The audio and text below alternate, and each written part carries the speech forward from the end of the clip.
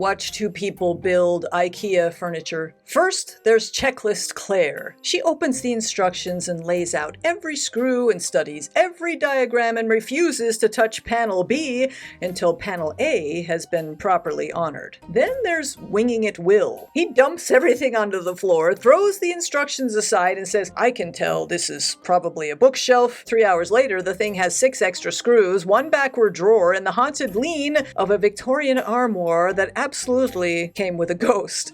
So for years, I was winging it will. I was sure I could tell a story intuitively. After all, I'd read a lot of stories, so I thought, surely I can write one. But over and over, what I built looked a lot like Winging It Will's haunted armoire. I had scenes I liked, characters I cared about, exciting passages, but the whole thing together, it was a mess. And I knew it, but I didn't know how to fix it. It was a long time before I realized I was missing the thing I'm talking about in this video. Since then, I've realized it's not just us pantsers that get stuck. I've worked with writers who are much more like Checklist Claire. They can be extremely organized, and they might plan and color code and track and map and think 10 steps ahead. But they can also get really stressed out if they can't figure out every single detail before they begin, which can sometimes leave them at the starting line already exhausted and discouraged before they ever get into the magic of actually writing a word. So whether you're a Winging It Will or a Checklist Claire, the answer isn't more chaos and it's not a lot more control. It's structure. And I know, if you're more of a Winging It Will, this word structure may already be making your creative soul reach for the exit. And you may be thinking, nope, I don't want to outline, I don't want to plan every chapter, nope, I don't want to drain all the surprise out of my story before I even write it. I'm an original. I don't follow formulaic writing. Yeah, that's what I thought too. And if you're more of a Checklist Claire, you may be thinking, great, structure, wonderful. Please tell me exactly which structure, in what order, with what scene, in what chapter, and how can I know for sure I'm doing it right? But this is exactly where so many writers get stuck, on both sides. Because when I say structure, I'm not talking about a giant outline that covers every single detail all the way down to what the third cousin of the antagonist likes to eat for breakfast. And I'm not talking about forcing your story into a formula that is going to sap all the originality out of it. I'm talking about the thing underneath the story that helps it hold together. Story structure. It's not a personality type. It doesn't belong only to plotters, and it doesn't punish pantsers. It's the support underneath the way you already write, no matter which side you're on. So why do writers get tangled up so much around structure? I think it's because both sides are trying to protect the story. The Winging It Will writer, which was me, is trying to protect that feeling of discovery. We don't want the story to feel dead before we write it, because to us that's what outlining does. We want surprise and movement and instinct and the feeling that the story is alive under our hands. And I get that. That's how I like to write. And when I tried to outline, the results were disastrous. Once I finished the outline, I no longer wanted to write the story because I already knew it was going to happen. Plus, it was boring for me. There was no sense of discovery. There was no thrill over seeing what was going to happen next. So I avoided structure, thinking it was the same thing as outlining. It's not. And we're going to talk about that in a minute. But even Checklist Claire can get tangled up when it comes to structure. This writer is trying to protect certainty. They don't want to waste time writing 200 pages and then realize the story doesn't work. They also don't want to wander into the middle of the book and find themselves surrounded by fog and loose subplots and only one suspiciously important side character they never planned for. And I get that too. I've worked with a lot of writers who are planners or outliners, and I get how they want a very clear map to show them where they're going. The problem is that both writers are reacting to the same misunderstanding. They both think that structure means control. One runs from it and the other clings to it. But structure isn't control. Structure is support. So what do I mean by structure then? Because this is where we have to separate structure from outlining. An outline is a list of what happens. Structure is what makes all those things feel like they belong in the same story. An outline might tell you in chapter 1, she meets a stranger, and in chapter 2, she finds the secret letter, and in chapter 3, she argues with her sister. And that can be helpful if your brain likes that kind of organization. But structure is asking a different kind of question. It's asking, what is this story really about? And that's important because your reader's brain isn't just watching a bunch of events happening. It's constantly looking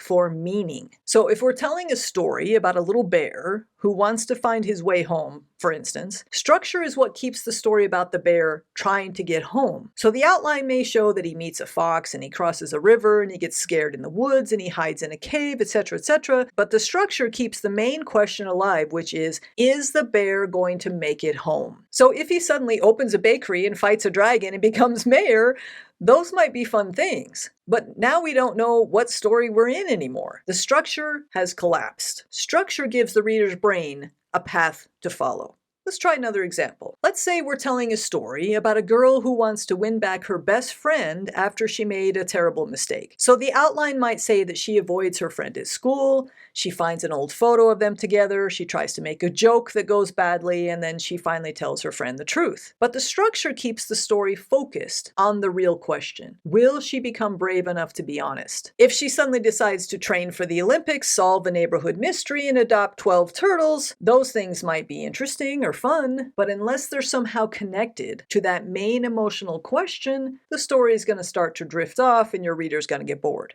Here's another example for you. Let's say we're telling a story about a man who wants to save his family farm. The outline might say he meets with the bank and argues with his brother and fixes the broken tractor and enters one last crop contest. But the structure keeps the story focused on the main question. Will he find a way to fight for the life he loves, or will he have to let go? If he suddenly joins a pirate crew or starts a cooking show in chapter 7, that might be entertaining, but the reader's brain is going to start wondering, what happened to the farm? This is what structure does. It keeps the story from wandering away from itself. It helps the scenes feel like they belong to the same emotional journey, even if surprising things happen along the way. And that's how structure gives your reader's brain a path to follow. It tells the brain, stay with me, this is going somewhere. So that's what structure does for the reader. But what does it do for the writer? Because this is where I think we get structure completely backwards. If we're pantsers or wing-it-wills, we think structure is going to box us in and rob us of our originality. If we're plotters or checklist clairs, we think an outline is the same thing as structure,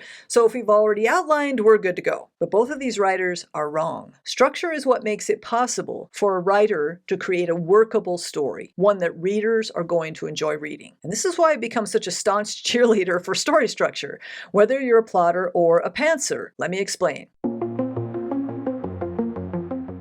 If you're winging it will, structure helps because it gives your imagination somewhere to aim. It doesn't mean you have to know every scene before you start. And it doesn't drain the mystery out of the book. It means you know just enough about the story to keep moving it in the right direction. You may not know every stop the little bear will make on the way home, but you do know that this is a story about a bear trying to get home, and you have an idea of what's going to make that journey difficult for him. That piece of structure gives your brain something to work with. As a pantser, everything is possible, and when everything is possible, your brain has to search everywhere at once. The story could go here or there, or the character could do this or that. And that can feel exciting for a while. But eventually, it's going to become exhausting because there's no clear center pulling this story forward. This happened to me all the time as a pantser. I would write and get into the story and I would be excited, but then the story starts going this way or this way. I'm doing this. This will be exciting. And I can do this and this will be exciting. And I'm losing the central thread. And pretty soon I get to the end of the draft and I know that I've got a mess. And how am I going to fix this mess? It wasn't until I learned structure that I finally knew how. Structure gives your creative brain a problem to solve. You ask yourself, how can I make this harder? What would test this character? What choice would reveal what they're struggling with? What ending would actually answer the story I started? That kind of structure doesn't kill discovery, it gives discovery a place to go.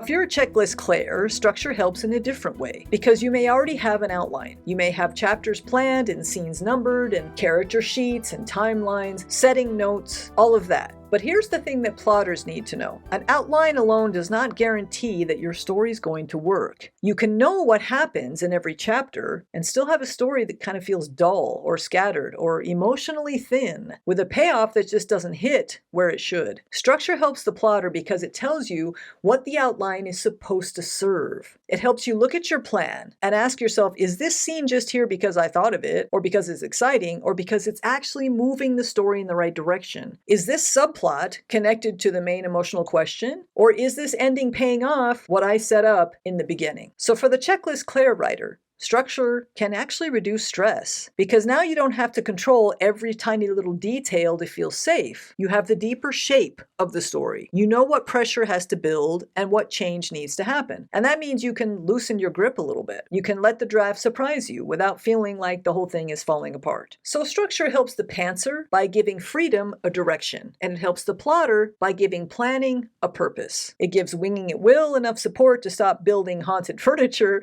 and it gives Checklist Claire enough confidence to stop interrogating every screw before she actually attaches it. So your mission of the week, if you choose to accept it, download the free Barebones Story Path worksheet I provided the link below and fill it out for your current story. You'll be answering questions like, who is your story really about? What do they want and why does it matter? This isn't going to be a full outline by any means. It's just you looking at the box before you build the furniture. And if some of your answers are fuzzy, that's really useful because that's going to show you where the story needs more support. Remember, structure is story support. So go download the worksheet, fill it out, and pay close attention to the places where you hesitate. And if you need more help with this sort of thing, this is why I created the Story Structure Diagnostic, where I take a look at your particular structure and help you to fill in the holes. If that sounds interesting to you, check out the link below. We also work on this kind of thing all the time inside my Writer's Brain Studio community. Those links are below if you're interested. Meanwhile, if you feel like sticking around, I've got another video coming up on structure on the end screen. Thanks for watching, and I'll see you there.